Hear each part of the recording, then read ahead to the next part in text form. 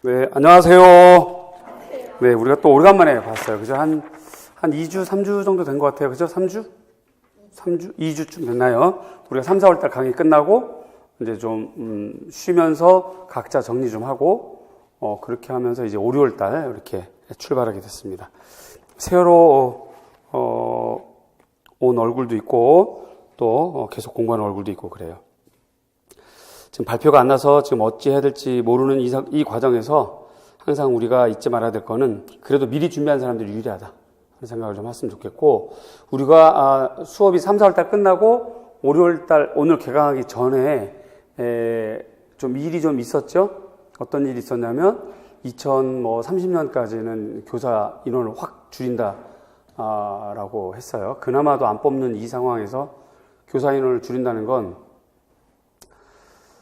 우리에게 굉장히 큰 충격이죠. 충격이고 힘든 내용이긴 한데, 그러면 2030년까지 디자인 공예과가, 현재 있는 학교가 없어지진 않죠.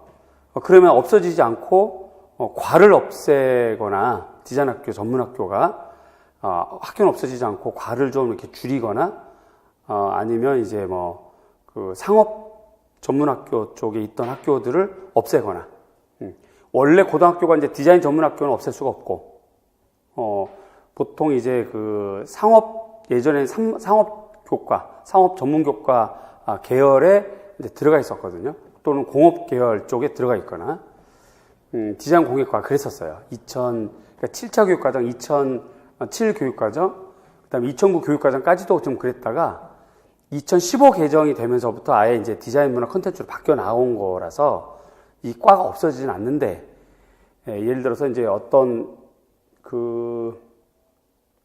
2016학년도인가요?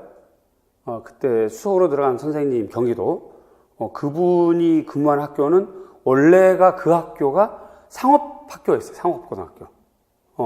그래서 이제 거기에 디자인과가 있는데, 그런 과만 좀 줄여나갈 뿐이지 아예 없어지진 않거든요. 자, 그러면 무슨 얘기냐면 2030년까지 지금부터 12년이 남았는데 그 사이에 선생님들이 명퇴를 하거나 이제 정년이 되시거나 나가게 되면 그 빈자리는 반드시 있게 되는 거고, 그래서 우리 디자인과를 안 뽑는 건 아닌 건데, 국가가 이제 이걸 한꺼번에 몰아서 뽑을지 띄엄띄엄 뽑을지는 이번 5월이나 6월 달 뚜껑을 열어봐야 될 것 같아요. 어찌됐든 우리는 이제 좀 기대를 하면서 준비를 좀 하고, 그런 측면에서 기출 분석을 좀 하십시다 하는 측면에서 개강을 했습니다. 자, 이게 여러분들이 갖고 있는 프린트물이고요. 우선 여러분들에게 출발하기 전에 프린트물은 매주 이렇게 나갈 겁니다. 매주 나갈 거고, 이 프린트물 안에는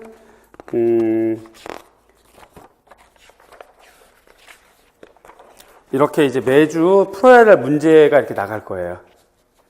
풀어야 될 문제들이 이렇게 쭉 나갈 거고, 그 다음에 오늘은 첫날이라서 논술은 이러이러합니다 라고 하는 거 간단하게 좀 요약을 했고, 그 다음에 이제 최근 문제 경향이 중요하기 때문에 최근 문제 중심으로 프린트물에 들어가 있고, 프린트물에 정답이 들어가 있어요.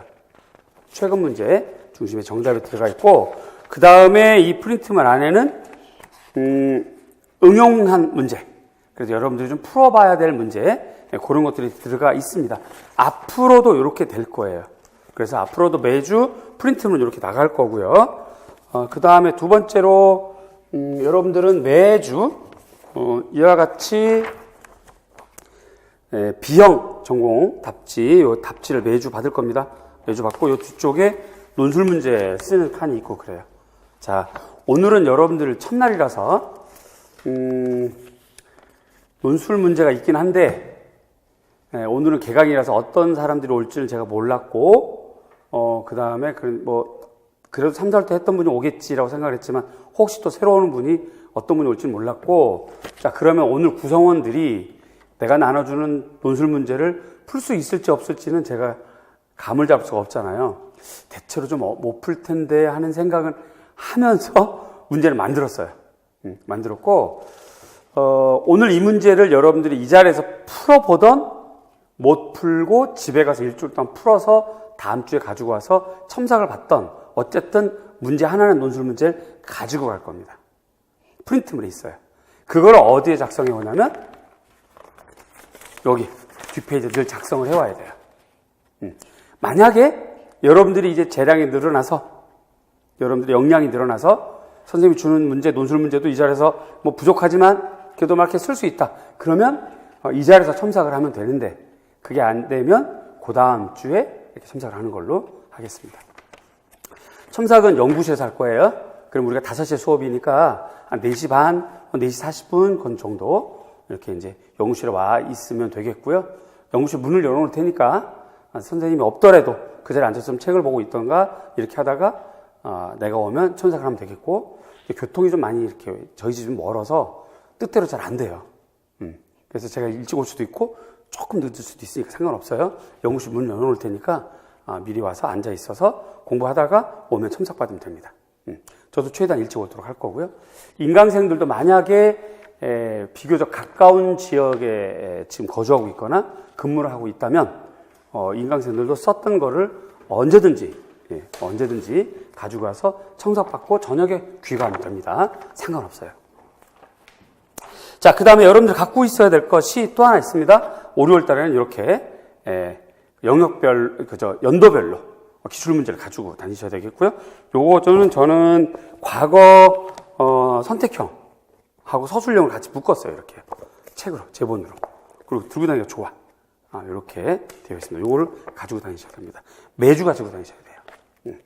그러면 되겠습니다. 자, 첫 페이지부터 이렇게 봅니다. 그 다음 페이지를 넘겨보시면,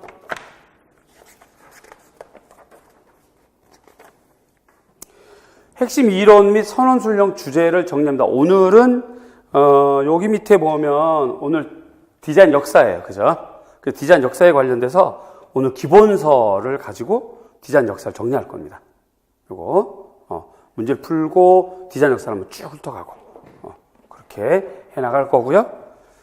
그 다음에 기출문제, 오늘 기출문제를 좀 보고 그 정답도 좀 확인하고 기출문제가 그것이 나왔으니까 앞으로 무엇이 나올 것이다를 우리가 좀 확산해서 좀 해보고, 그 중에서 중간중간에 중요한 문제 좀 풀어볼 거고요. 서술형도 포함되고 논술형도 포함될 겁니다. 매주 서술형과 논술형 다 있는 건 아니고 어느 주는 서술형, 어느 주는 논술형 이렇게 될 겁니다. 예를 들어서 공예를 논술로 내기에는 너무 좀 무리가 많죠. 그죠? 그럴 경우는 서술형으로 대체를 하고, 예를 들어서 디자인 일반 같은 경우는 논술로 낼 수 있죠. 굿 디자인이라든가 유니버셜이라든가 그린 디자인이라든가 이런 것들은 디자인 일반에 들어가는 거라서 이런 거는 논술로 낼 수 있습니다. 그런데 그것조차도 논술 문제 하나로 온전히 내기에는 좀 모자라요. 따라서 다른 영역, 예를 들어서 교육과정 혹은 교사수 방법, 평가를 오버랩해서 같이 조합을 해서 논술을 낼 수는 있습니다. 오늘도 디자인 역사랑 교사학습 방법을 조합을 해서 논술 문제를 냈어요. 그래서 오늘은 좀 여러분들, 내가 봤을 때는 여러분들 오늘 수업 시간에 쓰기엔 조금 무리가 있을 것 같아. 자, 아니 선생님, 저희가 쓰기 어려운 문제, 무리가 있는 문제를 내면 어떡해요? 라는 생각을 할 수 있겠지만, 자, 봐요. 어쨌든 발표가 나고 올해 우리 디자인 공학과를 뽑는다 라고 한다면 12월 달 첫 주에 시험을 보잖아요. 그러면 지금 우리가 5월 중순이야. 그지? 그러면 우리 디자인 공학뿐만 아니라 다른 과 전부가 5월 달에 하고 있는 공부가 뭐냐면 기출 분석을 하고 있거나 논술 준비를 하고 있거든요. 그럼 우리 디자인 공학과가 허접하거나 문제가 쉽거나 이렇지는 않거든. 쉬운 문제는 쉽지만 어려운 건 굉장히 좀 어려운 과목인데 우리가 논술 준비를 안 할 수는 없어요. 여러분들이 아직 그 수준까지 안 되더라도 나는 거기까지는 끌어올려야 될 것 같아. 그래서 여러분들이 좀 무리가 되더라도 논술 문제를 만들었습니다. 자, 그 다음에 시각 디자인 이런 애들은 논술 문제를 낼 수가 있어요. 그쵸? 자, 근데 이제 이런 애들, 무슨 염색공, 이런 걸로 논술 문제 내기 좀 어렵죠. 그래서 좀 조합을 하겠습니다. 그래서 어떤 주는 서술형이 좀 많거나, 어떤 주는 서술형, 논술형이 있거나, 어떤 주는 논술형만 있거나, 이렇게 진행을 하겠습니다. 이해가죠? 그 다음에, 전체가 오늘 디자인 역사, 다음 주가 디자인 일반, 색채학, 교육과정, 교사수 방법 평가, 이렇게 진행할 텐데, 계획은 이렇게 세웠지만, 각각의 영역마다, 과목마다 문항수가 좀 달라요. 그래서 진행하고 진도 맞추는 건 제가 끝까지 잘 지켜 드릴 테니까 여태까지 또 그래왔고, 그러니까 중간에 좀 이렇게 좀 밀리거나 당기거나 하는 건 저에게 자유로움을 주시면 좋겠어요. 그래서 선생님이 오늘 색채학 하다가 말았다라든가, 디자인 일반만 하고 색채학은 다음 주를 미룬다든가 이렇게 할 수는 있거든요. 자, 교육과정 같은 경우 우리 디자인 공익과는 그동안에 기출문제 많이 안 나왔었어요. 그렇죠? 그러면 뭐 달랑 몇 개만 풀고 집에 갈 수는 없잖아. 그러면 제가 좀 진도를 봐서 좀 조정하고 이렇게 하겠습니다. 아울러서 선택형 시절에 2009, 2010 학년도 선택형 문제 같은 경우 교육과정 특히 또 2007, 7차 이런 교육과정은 여기는 없지만 2015를 기준으로 하겠습니다. 그래서 지나간 교육과정 내용체계 외우나 이런 문제는 그냥 무시하고 넘어가겠다 이 말이에요. 의미가 없으니까. 이해 가시죠? 뭐 공부하고 싶으세요? 7차 2007 내용체계 외우고 싶거나 얼마든지 해드릴 수 있어요. 자, 그렇게 하겠습니다. 다음 이렇게 됩니다. 그 다음 페이지. 그 다음에 이제 수업 진도는 수업 내용에 따라 다소 변경될 수 있습니다. 제가 명시해드렸고, 기출문제 중에서 의미와 가치가 낮은 문제는 간단한 설명을 진행하고요. 또 중요한 내용은 좀 심도 있게 다루겠습니다. 예를 들어서 오늘 디자인 역사를 하는데 아주 옛날 문제 중에서 작품을 놓고 작품에 작가 이름 써라 하는 문제들이 좀 있어요. 그런 건 좀 의미가 없죠. 그래서 그냥 답만 알려드리고 넘어가는 걸로 그렇게 하겠습니다. 자, 그 다음 페이지가 이제 오늘 일주. 문제가 이렇게 많아요. 이렇게 많은데 이 중에서 의미 있는 것들 먼저 할 거고, 그 다음에 최근 경향부터 해나가겠습니다. 최근 경향. 그리고 지금 아시겠지만 7, 6, 4학년도까지는 서술형. 그 다음에 19는 선택형. 그 다음에 8, 7, 6 여기 있는 애들은 전부 다 구서술형. 이렇게 됩니다. 그래서 아주 옛날 거는 이런 문제. 예를 들어서 2004학년도 2번 기마르 브로이어, 모리스 가우디, 미르칼라 팩스틴 작가 이름 써라 이런 거는 요즘 이렇게 안 나와요. 의미가 없고 이런 것들은 좀 옛날 형태들은 굳이 열어볼 필요는 없는데 어쨌든 제가 작성을 했습니다. 그래서 최근 경향으로 이렇게 진행을 하도록 하겠습니다. 자, 그 다음 페이지에 보면 일단 계획상 2주차는 디자인 일반이에요. 그래서 요 문제들은 여러분들이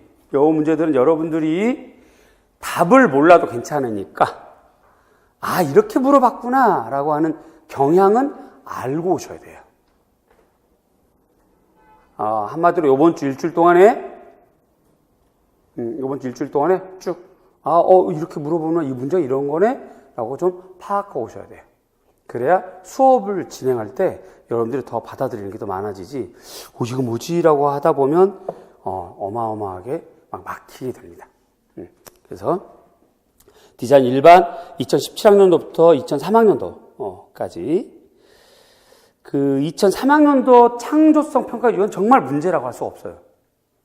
지금 쓸 수도 없고, 써먹을 수도 없고, 어쨌든 나와 있으니까 좀 적어드린 거고, 그 다음에 그 밑에 색채학. 이렇게 되어 있어요. 이것도 역시 색채학도 쭉, 이런 거 물어봤구나. 라고 문제를 열어보면서, 그리고 확인하고 오셔야 됩니다. 다음 주까지는. 그러면 이제, 그 다음 주는, 이렇게 또 그 다음 주 걸 미리 안내를 해줄 겁니다. 제가. 그럼 여러분들이 미리 예습 겸해서 이렇게 좀 알아오면 되겠습니다. 자, 그렇게 진행이 될 거예요. 자, 여기까지 진행사항 아시겠죠? 궁금한 점 없습니다. 자, 그 다음 페이지 넘기면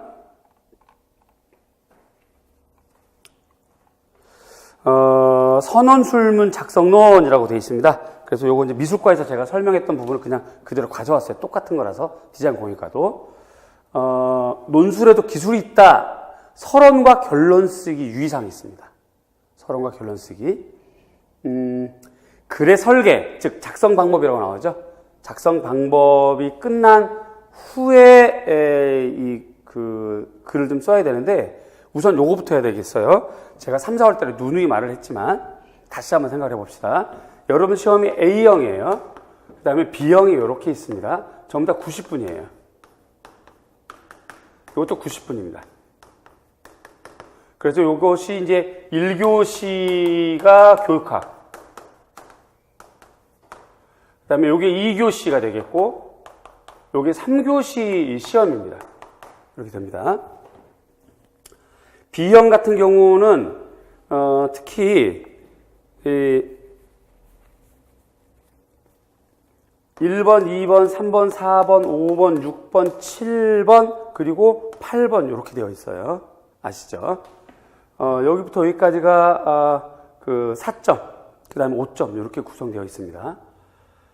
그리고 여기 10점 이렇게 구성되어 있는데, 그 답안지를 작성하자마자 90분이 땡! 끝나면 어떤 현상이 생길까요? 작성 다 했어. 논술 답성 다 했어. 그래서 끝! 점을 딱 찍는 순간 땡! 끝났어요. 답안지 걷어갑니다. 라고 걷어가면 어떤 현상이 생길까? 생각 안 해보셨어요? 점검할 시간이 없죠. 점검할 시간이 없어요. 자기 글을 점검할 시간이 없어요. 점검을 못하면 어떻게 될까? 점검을 못하면 당연히 감점됩니다. 감점돼요. 서술형 같은 경우는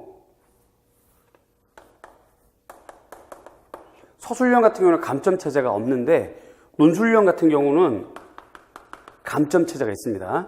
얘 같은 경우는 내용 점수와 형식 점수가 있어요. 요것이 10점일 경우 내용 점수가 약 8.5점에서 9점까지, 형식 점수가 1.5점에서 1점까지 이렇게 됩니다. 그럼 내용 점수는 정답에 해당하는 거고요. 형식은 글쓰기를 말해요. 특히 형식 같은 경우는 서술의 체계, 원고지 작성법. 여기서 말하는 원고지란 이렇게 박스가 이렇게 있고 이렇게 있는 원고지에 작성하는 그 방법대로 우리 서술되어 있는 거를 해야 된다 이 말이에요. 예를 들어서 칸이 이렇게 되어 있다. 첫 글자, 원고지 작성할 때 첫 글자 띄죠. 띄고 여기서 썼습니다. 그쵸? 그와 똑같이 첫 글자 띄고 여기서부터 출발하는 거예요.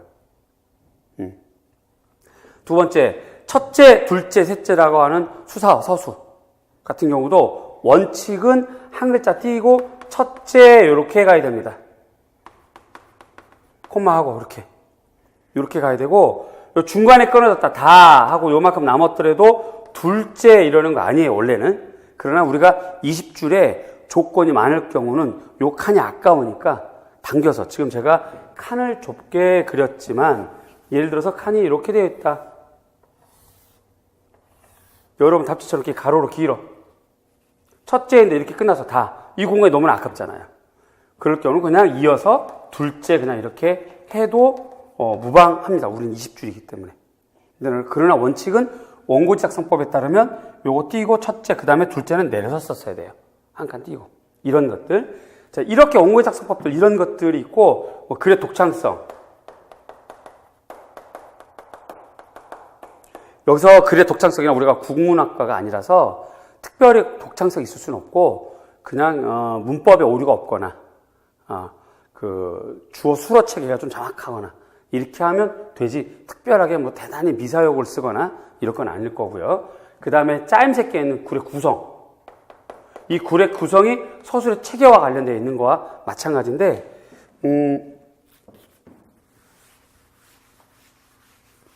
만약에 예를 들어서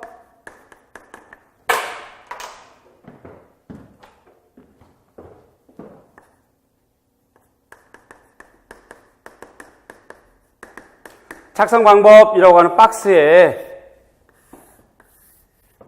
동그라미가 이렇게 그 조건이 막 달렸어. 마지막 조건에 답지를 짜임새 있게 작성할 것 뭐 이렇게 조건이 나오면 짜임새 있게 된다는 말 뭐냐면 요 순서대로 써주면 되는 거예요. 그리고 이왕이면 서론, 본론, 결론 이런 형식을 갖춰주면 더욱 좋겠고 요럴 때 형식 점수 받게 되는 거예요. 요럴 때. 자, 하나씩 들어가 봅시다. 만약에 서론, 본론, 결론의 형식을 취하라 하면 반드시 취해야 되고 안 하면 깎이는 거고요. 짜임새끼라고 한다면 이걸 해도 되고 안 해도 됩니다. 이걸 해도 되고 안 해도 되는데 서론 같은 경우는 이따가 좀 보겠지만 전체 10에서 15% 글에 전체 글 그러면 예를 들어서 여러분들이 답지가 이렇게 쭉 되어 있는 것이 전체가 20줄이거든요. 20줄. B형의 논술 답지가. 답안지를 보시면, 그죠? 쉬어보시면 아시겠지만 20줄이에요. 20줄 같은 경우 10%면은 몇 줄이에요? 2줄이죠? 2줄이거나 3줄이라는 뜻이에요. 따라서 얘는 2줄이나 3줄을 쓰는 거야. 그 다음에 결론 같은 경우는 10% 이하. 그러니까 2줄 이내. 그래서 얘는 1줄이나 2줄 작성을 합니다. 나머지 본론 들어가는 거고요.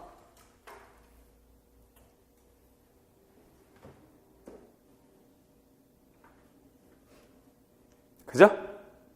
자, 그렇게 되어 있고, 그 다음에 원고지 작성법에서도 역시 마찬가지지만 자기가 작성한 글이 오류가 있거나 오탈자가 있을 경우 원고지 작성법 그대로 작성하면 됩니다. 예를 들어서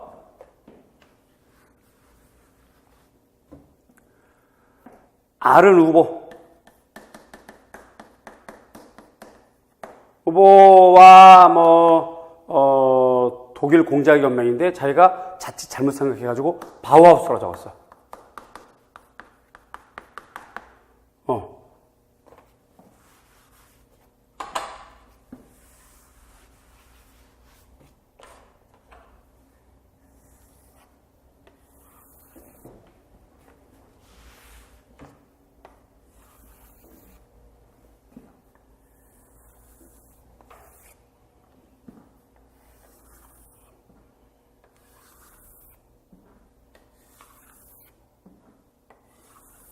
이렇게 갔다. 그래서 뭐라뭐라 막 써서 검토를 하는데, 어머, 독일 공작연맹이다. 미쳤나봐? 내가 왜 이렇게 썼지? 라고 고쳐야 되잖아요. 그죠? 고칠 때 어떻게 고쳐요? 그냥 검정색 볼펜으로 2줄. 이렇게 하고 요 위에다 쓰면 됩니다. 독일 공작연맹. TWB 적거나 독일 공작연맹 적으면 됩니다. 이런 식으로 고쳐나가면 되는데 만약에 자기가 오탈자 적용을 안 했다. 그래서 글 전체에 오타, 잘못 쓴 글. 예를 들어서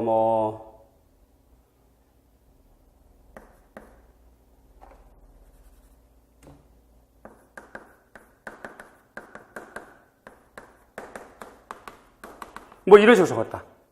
이건 잘못 쓴 글이잖아요. 누가 봐도. 그쵸? 모델링을 얘기한 건데. 그럼 누가 봐도 잘못 쓴 거야? 그러면 답에 해당하는 것 아니고, 이것이 답은 아니고, 이후부터 답이겠지. 예를 들어서, 제품, 모델링, 명칭은, 단 것 같다. 이렇게 하면서 이제 여기서부터 정답일 경우, 정답에 영향을 미치지 않는 그냥, 수로 같은 경우에서 오탈자가 있을 때 이거를 자기가 이제 고쳐야 되잖아요. 이렇게 모로 이렇게 이런 걸 안 하면 안 한 개수가 1에서 3개까지는 0.03점 깎이고 하는 거예요. 개수가 있어, 개수가. 무조건 다 깎이는 게 너무 넘쳐서 2.3점 깎일 수는 없고 형식 점수 안에서 깎이는 거야. 자, 말이 길어졌습니다. 자, 90분 동안에 다 작성하고 자기 글을 점검하지 않고 제출하면 결국은 형식 점수는 깎인다 생각을 해야 돼. 자, 지금 그 얘기하면서 여러 가지 이 서술하는 방법까지 다 오늘 말씀드렸고요. 자, 그러면 계산을 좀 해봅시다. 90분에서 10분 정도는 검토를 해야 되잖아요. 빼기 10분. 검토. 그럼 몇 분 남았어요? 80분 남았어요. 80분 동안에 이 7문제를 풀어야 되는 거야. 8문제 논술까지 포함해서. 논술 보통 한 20분에서 30분 정도 적어요. 소요가 되더라고요. 20분은 너무 빡빡하고, 이따 이런 데 한번 써보면 알아. 미술과 학생들에게 25분을 줬더니 5줄 쓰더라고, 5줄. 어떤 학생들, 공부했던 학생들은 한 10줄, 12줄 정도. 그렇게 편차가 좀 나요. 어쨌든 20줄을 다 못 써, 25분 안에. 근데 이제 그걸 훈련을 해야 되겠지. 그래서 25분, 30분 안에 20줄 다 쓸 수 있도록 훈련을 좀 앞으로 쭉 해 나갈 건데, 우리 목표는 30분 동안에 논술을 쓰는 거예요. 그러면 빼기 30분. 논술. 자, 이렇게 되면 몇 분 남아요? 50분이 남아요. 그죠? 그러면 얘네들은 전부 다 몇 분 안에 끝내야 된다는 거야? 50분 안에 끝내야 된다는 거죠. 따라서 한 문제당 몇 분 안에 다 써야 된다는 거야? 7분, 5분에서 7분. 쉬운 문제는 5분, 어려운 문제는 7분. 그래서 1문항당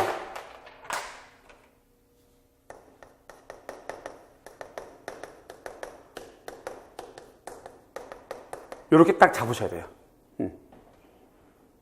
그래서 앞으로는 오늘부터 타임 수치라든가 이걸 딱 놓고 자기가 이렇게 자꾸 연습을 해야 돼.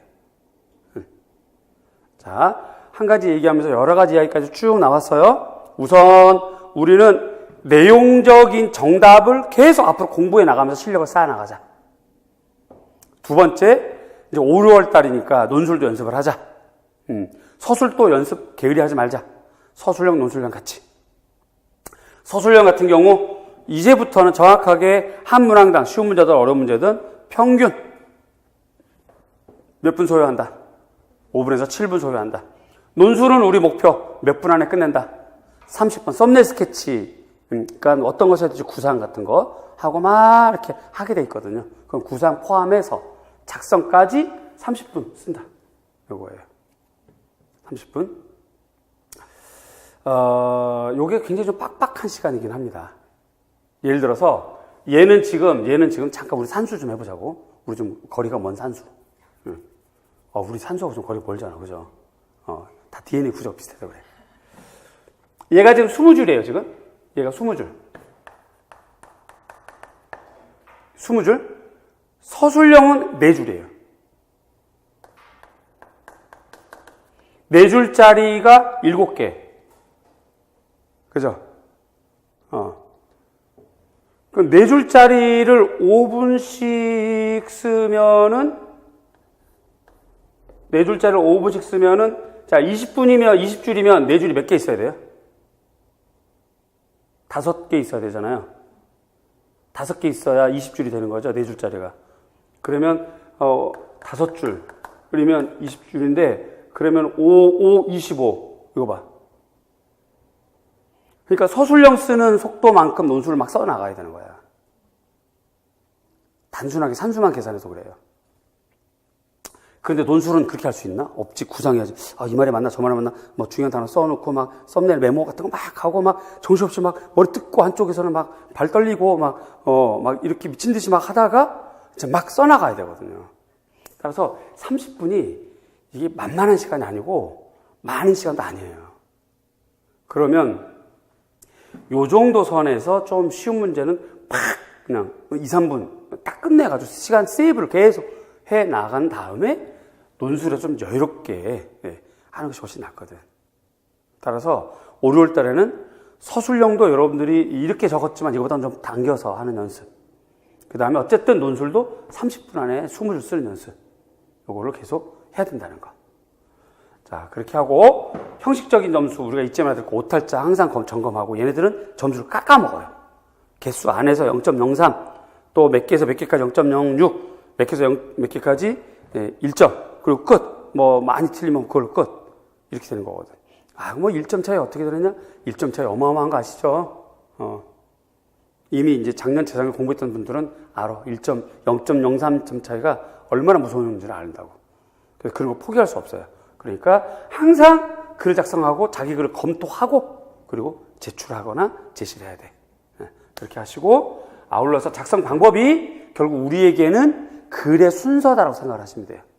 논술 문제가 특히 전공 논술은 교육학하고 달라서 조건이 이렇게 나와. 요 순서대로 작성하면 곧 짜임새에 있는 글이다라고 생각하시면 돼요.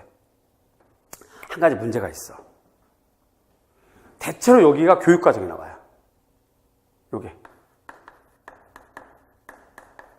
대체로 교육과정에 나옵니다.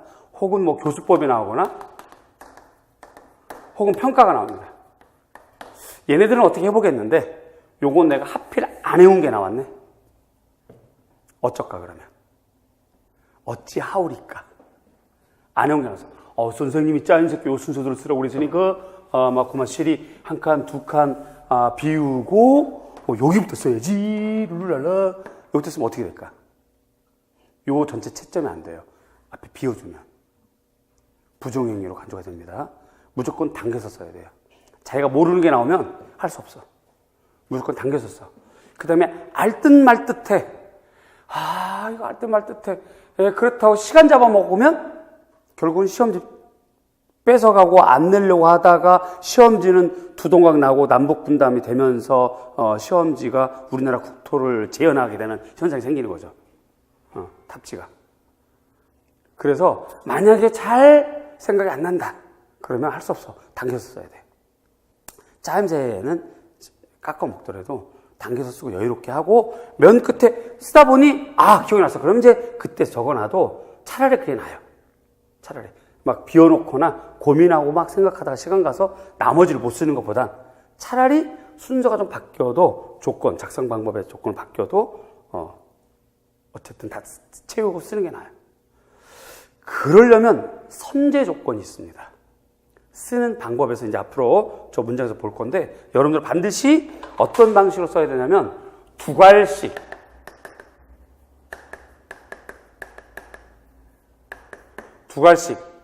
간결체. 주어는 반드시 요거예요. 요거는 반드시 시키셔야 돼요. 그래야 글을 순서 없이 작성을 해도 끼워넣을 수가 있어요.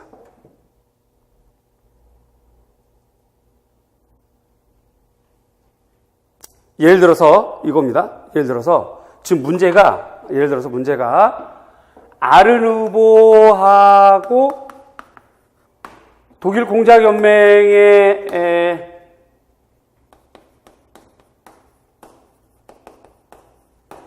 조형적 특징을 정하라. 이게 조건이었어요. 요거는 생각이 나는데, 요게 생각이 안 나. 그런데다가, 첫 번째, 두 번째, 요거와 요거의 생산 방식. 비교 서술해라.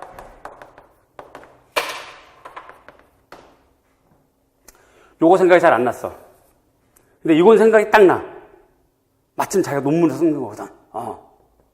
그럼 뭐 미친 듯이 이거부터 써야지.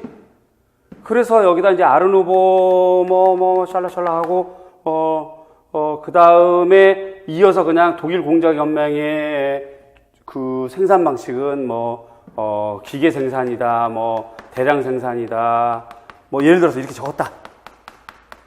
어쨌든 얘는 비워먹었잖아요, 지금. 그치? 적다 보니 생각이 났어. 그래서 단순미가 있다. 이렇게 해버리면 주어가 하나도 없잖아, 지금. 이 글이 조형적인 특징인지, 생산 방식의 특징인지 없잖아. 이러면 자기는 열심히 썼는데 받는 점수가 막 낮아요. 이거를 해결할 수 있는 방법은 주어를 반드시 사용해야 돼. 독일 공작연맹의 조형적 특징은 이러이러하다. 생산 방식은 이러이러하다. 알바알토의 형태는 이러이러하다. 이렇게 무엇은 무엇이다 라고 반드시 적어줘야 돼. 그리고 그걸 적어줄 때 순서를 뒤바뀌어 썼더라도 밑에 채워놓으면 되거든. 이해되세요? 자, 설명으로 들어가지고 알겠어요. 그냥 일단 몸을 부딪혀 봐야지. 일단 부딪혀 보면서 첨삭도 좀 하고, 글에 대해서 선생님이 좀 여러분하고 같이 피드백도 좀 하고 이렇게 하면서 자꾸 부딪혀 나가야 되니까 그리 알았으면 좋겠고요. 인강생들은 인강의 특성상 지금 5월 달에 이 수업을 들을 수도 있고 6월 달에 들을 수도 있고 7월 달에 들을 수도 있고 아마 그럴 텐데 언제 듣더라도 조바심을 내지 말고 반드시 써보고 그 다음에 기회가 되는 대로 첨삭을 받을 수 있도록 했으면 좋겠어요. 첨삭받는 방법은 여러 가지인데 우선 여러분이 썼던 거를 스캔을 해서 티치스파 담당자에 보내주면 티치스파가 저에게 이렇게 보내주는 그런 절차. 그래서 아마 조금 한 주 정도 걸리겠죠? 그런 절차를 통해서라도 아마 볼 수가 있을 테고요. 그 다음에 좀 더 빠른 방법은 우리 디자인 공예 카페가 있어요. 그 카페에 첨부 파일로 올리면 첨부 파일로 내가 확인해 보고 그 다음에 이제 이렇게 첨삭할 수가 있겠고, 그럴 때 주의점, 인강생 같은 경우 특히 주의점, 자기가 손으로 쓴 글씨가 아니라 타이핑으로 쓴 글씨는 첨삭의 의미가 없어요. 오탈자 다 잡혀져 있지요. 그죠? 문법 다 고쳐서 이 타이핑을 하기 때문에 별 의미가 없어져. 내용만 첨삭이 되겠지. 그러니까 그런 건 좀 아쉬우니까 그런 거 좀 안 했으면 좋겠고, 순수하게 자기 글로, 자기 손으로 이렇게. 설령 답을 몰라서 책을 보고 썼더라도 괜찮아요. 책을 보고 썼더라도 선생님 저 이거 책 보고 썼습니다라고 하더라도 그러면 요 정도 단어는 외우세요. 그 다음에 이걸 글은 이렇게 짜임새 아무리 책을 보더라도 요거 좀 먼저 쓰세요. 뭐 이런 식의 얘기가 될 테니까 그렇게 진행하면 되겠습니다. 이해가죠? 자, 그래서 요 앞에 서론과 결론 쓰기 유의점이 있습니다. 글의 설계, 작성 방법 순서 끝나는 써야 됩니다. 새로 바뀐 서답형 시험 중 논술형 문제에서는 분량 관계상 서론과 결론이 필요 없습니다. 분량 관계상 서론과 결론이 필요 없어요. 만약에 작성 방법에 답제 내용을 짜임새 있게 구성하여 논술할 것이라고 하면 서론은 전체 문제의 약 10에서 15%, 20줄의 경우 이 둘에서 3줄 정도 이내로 쓰면 되겠습니다. 본론은 가급적이면 짧게 쓰세요. 문장을 길게 쓰는 순간 말이 꼬여. 주술 관계가 애매해져. 그래서 간결체 문장을 합니다. 간결체. 분량의 글을 쓴 연습만이 자신의 문장의 기초를 단단하게 다지게 됩니다. 간결체와 함께 두 가지식으로 쓰시고, 여기는 없지만 이어서 쓰세요. 반드시 주어를 사용한다. 반드시 주어를 사용해야 돼요.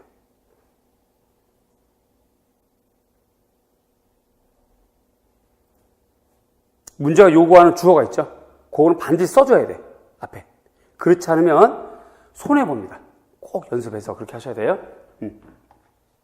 그 다음에 가능한 한 접속부사 사용하지 맙시다. 접속부사를 쓴다는 건 자연히 문장이 길어진다는 뜻이야. 길어지면 문장은 좀 오류가 생긴다는 뜻이겠죠. 접속부사 있죠. 그리고, 그러나, 그러므로, 그러기에 이런 것들 가급적 안 썼으면 좋겠고, 동의로 반복은 피하세요. 동의로 반복은 점수 안 줍니다. 앞에 점수를 하나 줘버리면 그 다음에 점수를 안 줘요. 주어와 수를 일치시켜야 됩니다. 지나친 묘사, 부연 설명 하지 마시고, 그 다음에 문제의 관점과 범위에 맞도록 써야 되겠고, 그 다음에 문제 조건을 정확하게 파악하고 요소를 빠짐없이 작성하는 게 좋겠고요. 작성 방법에 따라 그대로 써주시면 좋죠. 가급적인 문제 조건 순서로 작성하는 게 제일 좋아요. 교과 내용 핵심을 작성하시고, 지나친 과장, 미사용을 피하고, 간결체로 쓰고, 자신의 의견이나 주장이 분명히 됩니다. 무엇일 것 같은 생각이 든다, 아마도일 것 같다, 이런 말을 사용하면 점수를 못 받아요.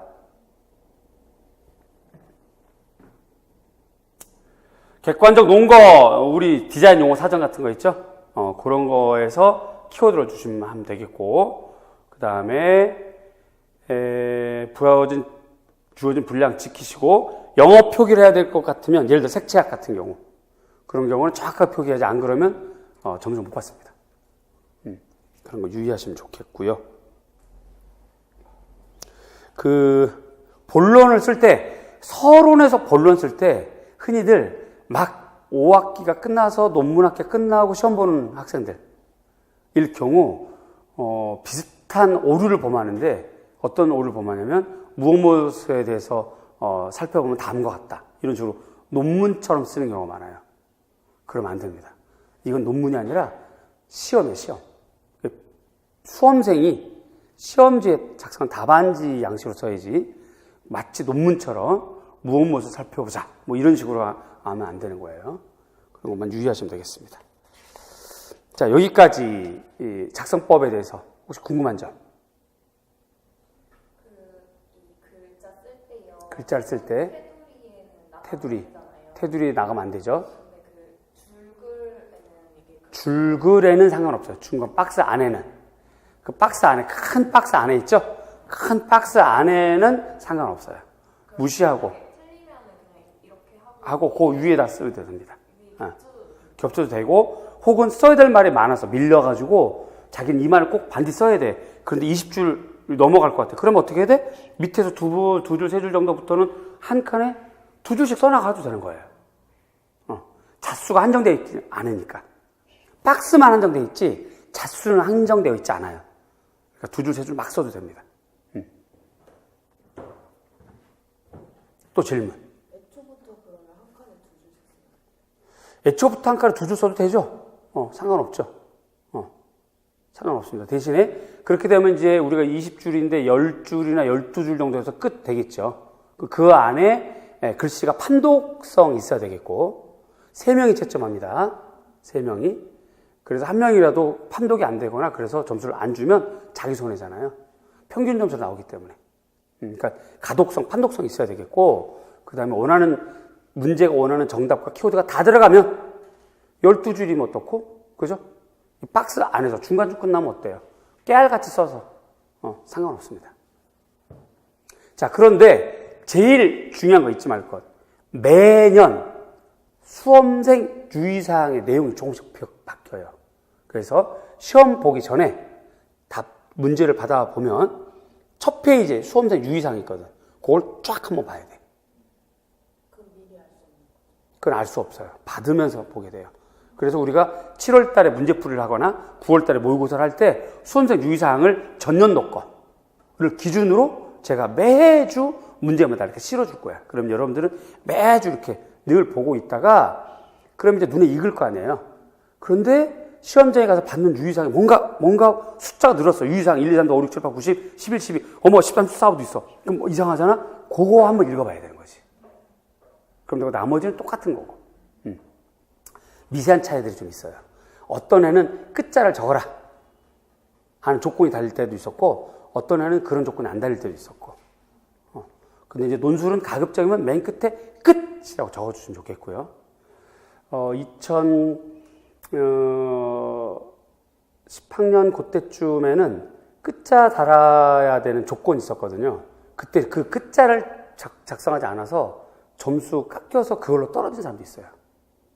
실제로. 논술문 제일 끝에 끝.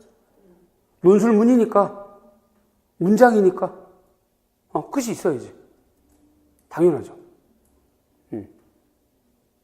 그나마 그래도 그 학생이 남학생이라서 그냥 나한테는 그냥 담담하게 얘기를 하는데 얼마나 속이 상했겠어요. 아무리 가채점해도 제가 떨어질 점수가 아니야. 근데 떨어졌어.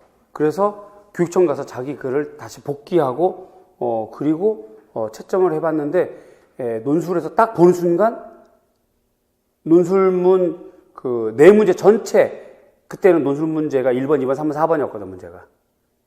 끝자를 하나도 안 적은 거지. 그래서 그 점수 차로 떨어진 것이 명확하다라고 자기가 얘기를 하더라고. 그러니까 조건은 매년 달릴 수 있어요. 그러니까 우리가 그 조건은 7, 8월 달에 유의사항을 늘 볼 거고 9, 10월 때도 볼 거고 그 형태나 그 글이나 개수에서 약간 이상하면 시험 당일날 그거만 확인해 보면 됩니다. 그게 제일 중요해요. 자, 이렇게 아시겠죠? 네. 자, 이렇게 해서 말씀드렸고요. 계속 시간이 아까우니까 우리는 계속 이어져 나가겠습니다.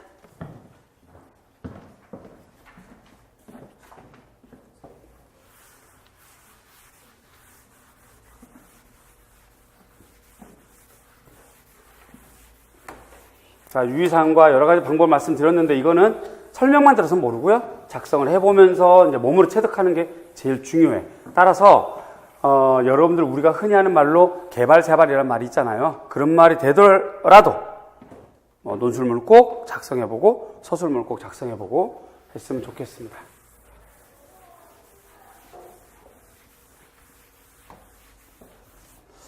자,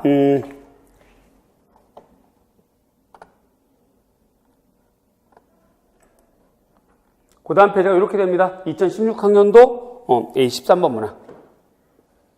요거예요. 최근 거는 문제 이렇게 실어 놓을게요. 그리고 굳이 문제를 안 실어도 될 것 같은 경우는 그냥 이렇게 번호만 적어 놓고 이렇게 진행할 겁니다. 앞으로도 이해가죠? 그리고 지나간 선택형이라든가 구소술형은 이렇게 문제 굳이 캡처 안 떠놓을 거예요. 자, 다음은 목재를 사용한 의자에 대한 자료이다. 이 의자 좌판에 사용된 가공법의 명칭을 쓰고 이 방법의 장점을 3가지 서술하시오. 결국 명칭 1점, 장점 3점 이렇게 되겠다. 그죠? 자, 요거 2016학년도고요. 여러분들이 시험을 보면 우리가 올해 뽑아서 시험을 보면 19학년도가 되겠죠. 그러면 3년이 지났단 말이에요. 요거 또 나올 수 있어요. 물론 그대로 나오진 않는데 요 도판이 나오거나 이것처럼 이 도판이 아니라 다른 의자로 해서 가공 방법을 물어보거나 이 방법의 장점 물어볼 수 있겠죠. 꼭 이 도판이 아니어도. 이해가죠? 그래서 이거는 여러분들 풀어보는 게 맞아요. 자, 공부가 안 돼 있겠지만 볼펜을 드시고요. 답지를 펴시고요. 그렇죠. 답지란 이거를 말하는 겁니다. 노란색 요거. 네. 요 문제를 지금 거기다 풀어보시거나 아니면 지금 요 밑에 또 여백이 있다. 그쵸? 어디 갔니? 요 밑에 여백이 있다. 그치? 하나, 둘, 셋, 넷. 여기다 해봐도 상관없고, 근데 이왕이면, 여기다 자꾸 해보는 연습. 왜냐면 얘는 이렇게 가로가로 길고, 세로 A4 용지고, 요건 좀 용지가 다르니까. 그래서 여기다 해보는 게 가장 좋겠습니다. 지금부터 시간 체크해 가면서 작성해 볼 겁니다. 자, 모르면 상관없어요. 책을 보면 됩니다. 해보세요. 자, 요거 맞았어요. 그죠? 잘했어요, 이거. 요거는, 이 기법에 해당하는 건지, 이 재료에 해당하는 건지 판단을 해보세요. 그지? 이거는 맞았어. 그죠? 잘했어요.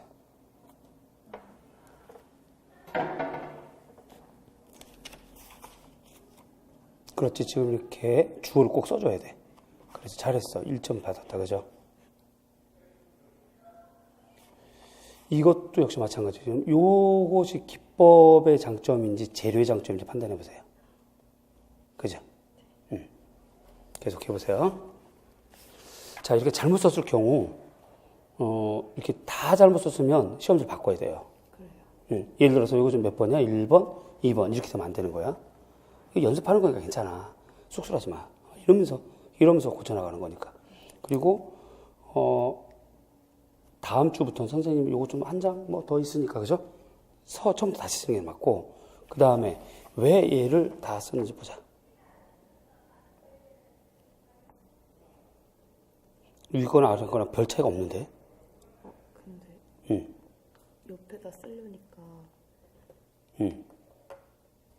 값없어. 그 너무 그렇게 욕심부리면 안 돼요.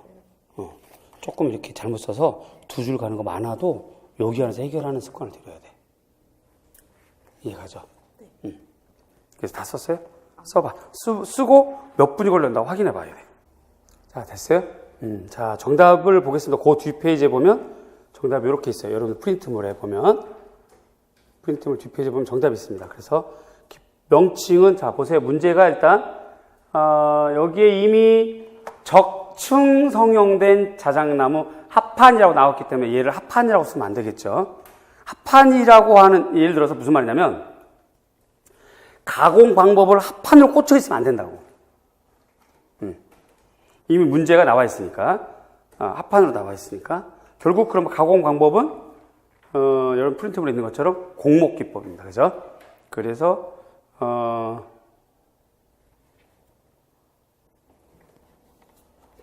자, 정답. 가공 방법은 목재, 집성 및 절곡 기법. 요것도 정답이고요.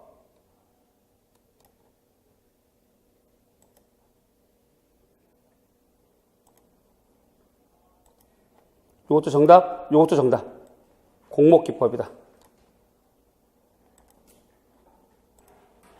정답이 되겠죠, 그치? 자, 스스로가 자가채점 해보세요. 자기가 쓴 글에서 자가채점 해보는 거야.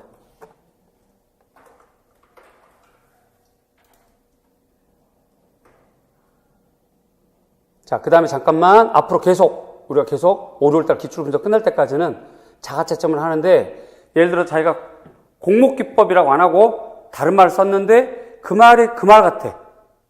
근데 선생님이 준 정답에는 없어. 자기 생각에 자기가 쓴 글도 정답일 것 같아. 이럴 경우는 다른 색깔로 형광펜을 칠하거나 밑줄을 칠하거나 체크를 하거나 표시해 둘 것. 그래서 질문해야 돼요. 선생님, 이건 정답이 안 되나요? 이렇게. 그걸 꼭 해야 돼. 왜냐하면, 잘 들어봐요. 글은 곧 언어이고 문화이고 습관이에요. 공부한 대로 나오는 게 아니라 습관대로 나온다고. 그래서 시험장에서 공부한 대로 나오면 좋겠는데 자칫 긴장하고 시험장의 분위기 때문에 자기가 평소 말하는 습관대로 나올 수가 있어. 그래버리면 어떻게 해, 이거. 근데 평소에 이거 정답 됩니다라고 얘기를 들었다면 제가 쓰는 습관 혹은 그 용어 이런 것들일지라도 마음 편하게 쓸 수 있죠. 만약에 내가 봤을 때 이거는 의미는 같지만 정답에 해당하는 키워드는 없습니다 라고 하면 빨리 그런 용어는 잊어버리고 정답에 해당하는 키워드를 외워야 되는 거야. 이해 가세요? 따라서 자가채점을 하시고 의미가 같거나 혹은 자기 생각에 이거 맞을 것 같다, 정답은 없다, 그럴 경우는 다른 색깔로 체크하기. 아시겠죠? 자, 계속 갑니다. 기법은 첫째, 가벼우면서 튼튼하다. 이게 중요하겠고요. 둘째, 인체공학적 편함을 준다. 셋째, 대량 생산 가능한 단순 명쾌한 디자인. 그 다음에 튼튼한 프레임. 그래서 유사 답안에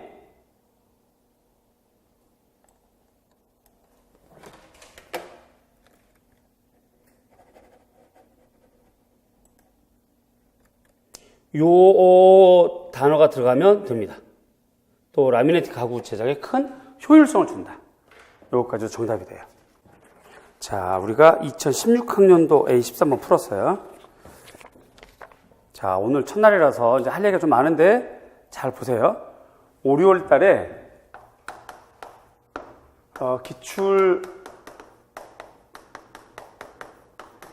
분석 강의는 지금부터 제가 여러분들에게 부탁하는 권고의 말을 정말 제대로 실천에 옮겨주셨으면 좋겠어요. 자, 이 기출 분석 강의는 기출이라고 하는 얘는 두 가지 형태가 있어요. 해설 혹은 해석. 요거 있죠? 요거 순수하게 정답만 알아가는 겁니다.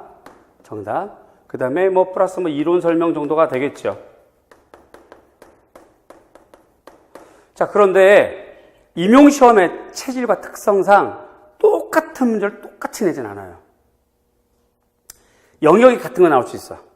예를 들어서 디자인 역사, 알바 알토 나올 수는 있어요. 그런데 문제를 좀 다르게 내겠지. 게슈탈트 나올 수 있어요. 그 다음에 또 나올 수 있어요. 그런데 요번에는 예를 들어 작년에는 연속성을 물어봤다면 요번에는 폐쇄성을 물어볼 수 있겠지. 이런 식인 거야. 그래서 똑같이 나올 수는 없어요. 따라서 단순하게 해설과 해석, 정답을 알아가는 요것만 파악하는 공부라면 그다지 큰 의미는 없어요. 중요한 이론 공부하기 때문에 도움이 되긴 하겠지만 아쉬움이 많은 거죠. 정확하게 기출 분석이라고 하는 거는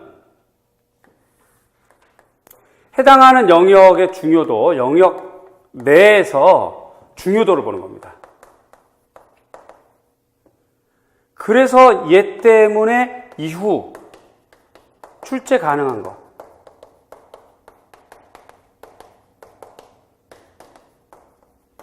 내용을 뽑는 겁니다. 선정. 요게 굉장히 중요해요. 이후 출제 가능한 내용 선정하는 거. 우리 기출 분석은 요게 다 포함되는 겁니다. 이렇게요.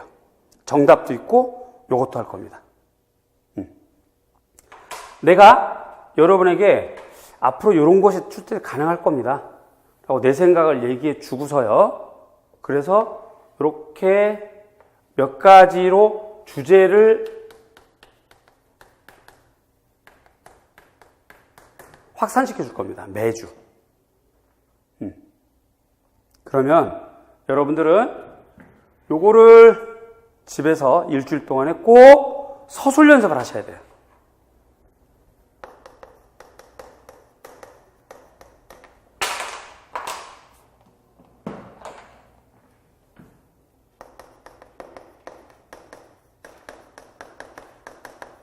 꼭 작성해 봐야 돼요. 이거 안 하고 오면 일주일 그냥 망가지는 거야. 이거 이제 여러 가지가 있겠지. 뭐 1번도 있고 2번도 있고 이렇게 있고 그 중에서 일부 문제만 우리 수업 시간에 풀어볼 겁니다.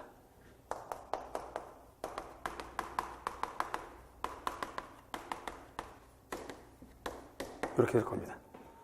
우리 수업 시간 다 풀어볼 수가 없잖아요. 따라서 나머지 주제 이것이 여러분들이 바로 자기 주도적으로 하는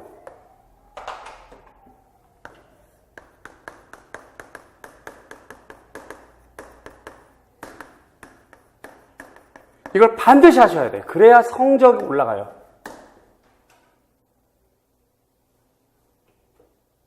이걸 반드시 해야 돼. 그래야 성적이 올라, 실력이 올라가고. 이런 것들에서 출제가 될 것 같고요. 저도 7월달, 9월달까지 계속 저기서 문제를 응용해서 낼 겁니다. 그러면 이거를 꾸준하게 한 사람들은 7월달, 9월달, 7, 8, 90, 11일 동안에 문제 생소하지 않고 이거 공부한 거야? 라고 이렇게 풀어보고 쉽게 접근할 수 있는데 이렇게 하지 않으면 그때 가서 또다시 도루묵. 그럼 이제 이런 현상이 생기는 거지. 예를 들어서 우리가 5시에 문제를 나눠줬다. 그럼 학생들은 열심히 막 90분 넘은 문제를 푸는데 자기는 그 시간에 문제 안 풀고 밖에 있어. 아니면 아예 안 와.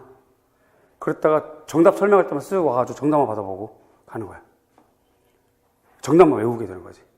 그렇게 해서는 합격 되게 어려워요. 그냥 공부 효과가 없는 거지.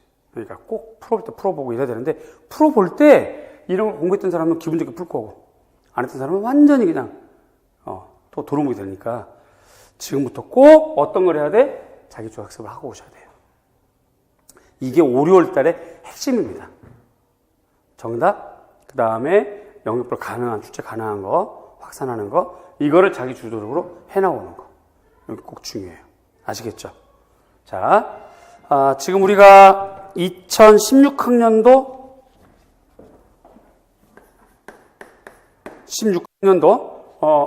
A13번에 여기 지금 뭐가 나왔냐면 1번 알바 알토가 나왔어요. 2번 합판이 나왔어요. 3번 이거 가공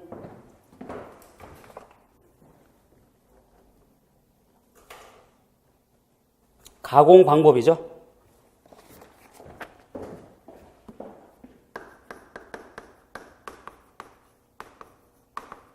명칭하고 장점 여기 나왔어요. 이렇게 나왔죠. 그렇죠? 그러면 여러분들은 첫 번째 일단 알바토 어디 소속이야? 스칸디나비아.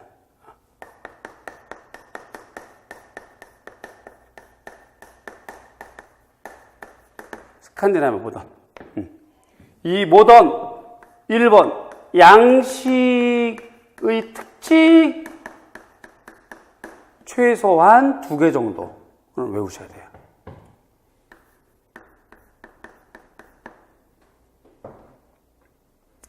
두 번째, 이 양식의 대표 디자이너. 세 번째, 디자이너의 대표 작품.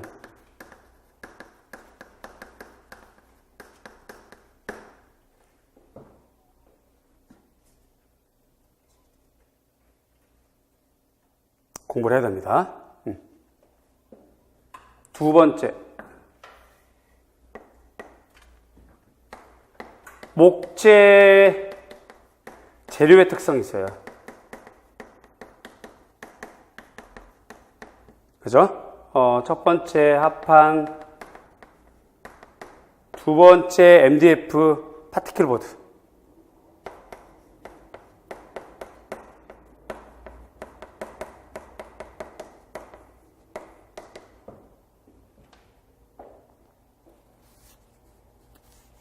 그죠? 다시 또 세 번째. 목재가 있으면 목재 봐봐요. 지금 얘 의자잖아, 의자.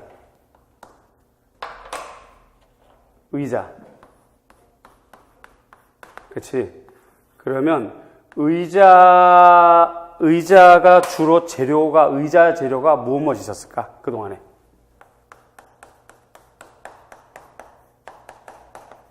대체로 목재 제일 많았죠. 그 다음에 뭐가 많았어요? 특히 포스트 모던에 와서 플라스틱, 합성 수지.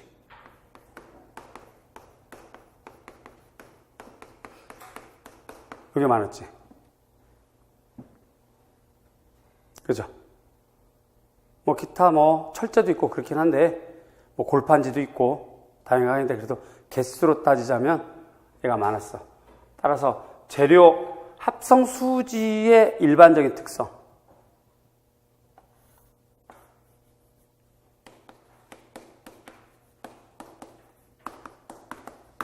특성 소수라는 거지.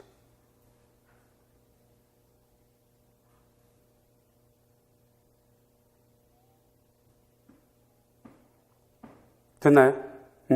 자, 요게 지금 내가 확산해 준 거야, 이렇게. 확산해 준 거야. 그러면 이제부터 여러분 자기 주도적 학습을 해야 돼. 일주일 동안에. 자, 봐봐요. 양식의 특징 두 가지는 얘는 서술을 해서 서술 연습, 서술해 오셔야 돼요.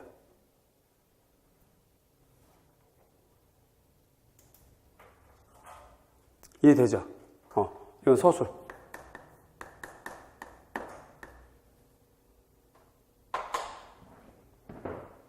얘는 양식의 대표 디자이너랑 대표 작품은 그냥 눈으로 보고 읽고 여러 번 봐두면 되거든. 그래서 얘는 그냥 읽고 공부하기.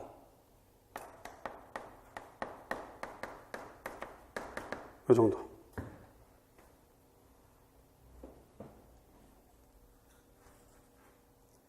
그 다음에 얘네들은 하나로 묶어서 한 문제의 서술.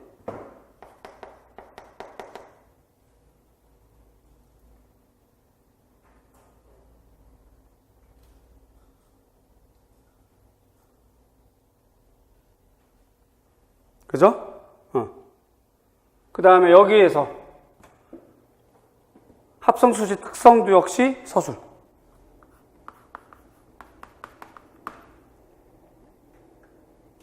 그쵸? 자, 서술할 때 서술만 한 번 딱 하고 끝날 건가요? 서술했으니까 숙제 끝 이럴 건가? 아니잖아. 서술한 것 중에서 우리가 좀 답지에서 보는 것처럼 굵은 글씨 외워야 되는 거잖아. 자기가 자료를 보고 책을 보고 여러 가지 창문들을 보고서 얘네를 서술했다. 스칸디나비아 모던의 양식의 특징을 서술했다. 서술을 일단 했어. 그 다음에 그 중에서 꼭 들어가서 키워드는 어떻게 해야 돼? 암기하고 와야 되는 거야. 이해되세요? 이해 가시죠? 자, 그러면 오늘 첫째 주 뭐 A4 용지든 혹은 메모지든 뭐 포스트잇은 상관없어요. 혹은 프린트물 뒷면이든 상관없어. 여백에다가 앞으로 매주 저한테 매주 자기 나름대로 일주일 동안 일주 공부 계획 해서 뭐뭐 서술 뭐뭐 이렇게 작성했고 얘는 서술 얘는 읽기 이렇게 표시를 하는 거야. 이해 가죠? 그렇게 해서 딱 해놓고 이거 저한테 보여주시고 그 다음 주에는 선생님 저 이거 서술하기로 해서 해왔어요 하고 보여주시면 돼요.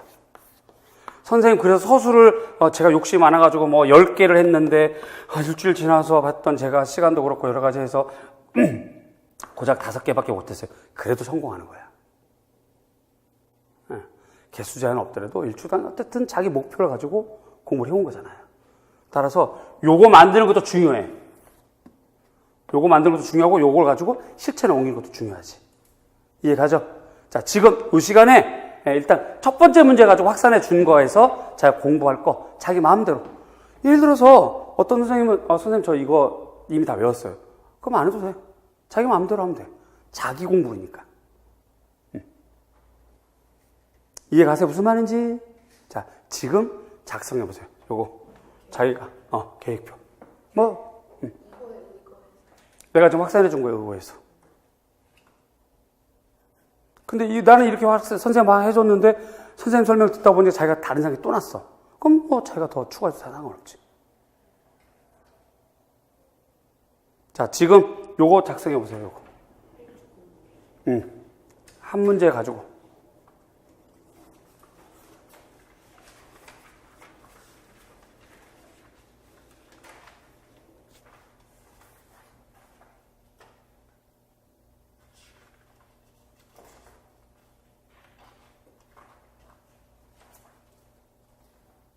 너무 어린애 다루듯한다 생각하지 말고 내가 이렇게 하라고 할 때 하는 게 제일 좋아. 선생님 이렇게 할 거예요? 그래, 이렇게 하면 돼. 그러면 이번 주에 이건 서술해야 되겠다, 그죠? 네. 그래서 다음 주에 서술한 거를 보여주면 되는 거죠, 그죠? 그러면서 서술한 내용 안에서 중요한 키워드는 선생님 외워오면 되고. 그렇지. 그러면 돼. 근데 이제 이런 거를 앞으로 이제 모을 수 있는 종이나 아니면 여기다 넣어버리면 이제 없어지고 어디 간지 찾기 어려우니까. 오늘 첫 주라서 그렇게 하고. 자, 선생님 거부터 봅시다. 선생님 어떻게 할 거예요, 공부? 이거 서술해 볼 거예요? 네. 이것도 서술해 볼 거고. 그럼 이제 여기다 서술해 보는 거야. 네. 서술하고 키워드를 또 형광 패치랑 해서 외워보는 거죠. 그 다음에 이거 뭐 눈으로 공부하고. 네. 오케이. 이렇게 하시면 돼요. 자, 나머지는 쉬는 시간에 작성하는 걸로 하고요. 자, 우리가 지금 1시간 20분 동안 오리엔테이션 포함해서 여러 가지 했어요. 한 문제를 가지고 중요한 거 제가 이렇게 확산해 드릴 겁니다. 앞으로도. 뭐 그렇지 않은 건 설명하고 넘어갈 거예요. 확산할 것들은 확산할 거고, 이렇게 할 거고, 요 중에서 이렇게 체크하는 것들은 나올 가능성이 높은 애들이거든요. 이런 것들은 여러분 꼭 연습을 해봐야 돼. 그리고 나는 만약에 중요한 문제가 있다 그러면 이 중에서 한 문제를 내줄 거고, 이렇게 될 겁니다. 이해가시죠? 우리가 5, 6월달 이렇게 갈 겁니다. 그러니까 내가 꼭 하라는 대로 하는 것이 5, 6월달을 굉장히 알차게 그리고 실력이 확 느는 방법이기도 해요. 그렇게 합시다. 잠깐 쉬었다 하겠습니다.